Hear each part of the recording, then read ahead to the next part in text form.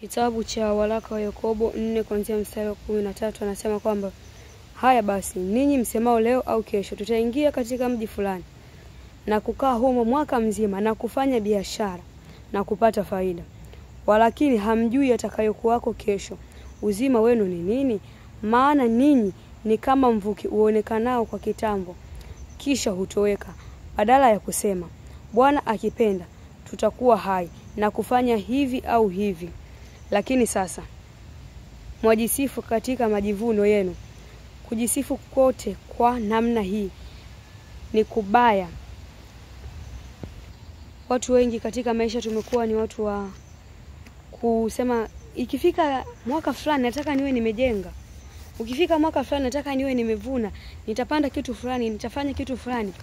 Lakini hatujui hata kama kesho tutaamka. Mtu mmoja katika kitabu cha Luka kuanzia mstari wa 12, Luka 12 mstari wa 16 anasema kwamba akamwambia Misali akisema, shamba la mtu mmoja tajiri lilikuwa limezaa sana. Akaanza kuwaza moyoni mwake akisema, nifanyeje? Maana sina pa kuweka akiba ya mavuno yangu.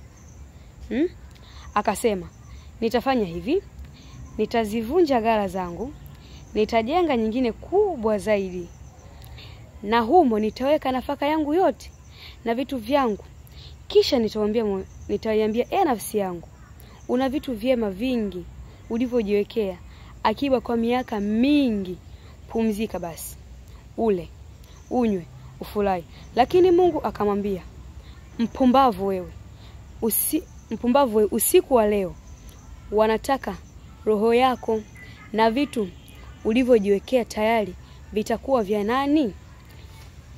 Tuna malengo mengi, ni kweli. Tunasema mimi ikifika mwaka fulani nataka kuolewa, ikifika mwaka fulani nataka niwe nimejenga, lakini hatujui kwamba ni siku gani itakuwa ni mwana wa Adamu atakuwa anakuja, ni siku gani tutakufa, ni siku gani. Ila sisi tunasema tu ni nini? Tunasema kwamba malengo yangu lazima yatimie. Ukiangalia kitabu cha Filemoni 1 na ule mstari anasema kwamba namshukuru Mungu wangu siku zote nikikumbuka katika maombi yangu. Sio kwamba kuwaza kwamba nitajenga, nitafanya nini vibaya, ila unapowaza hayo unamkumbuka Mungu. Kitabu cha Biblia anasema kwamba mkumbuke Muumba wako siku za ujana wako. Lakini sisi wengi Mungu huaga anakaa pembeni, kisha timiza ndio tunaweza kusema Mungu nakushukuru. Ila wakati tunaanza tumshirikishi Mungu. Mimi ninachosema kwamba mkumbuke Muumba wako siku za ujana wako, pia kumbuka kumshirikisha Mungu katika kila jambo. Amen.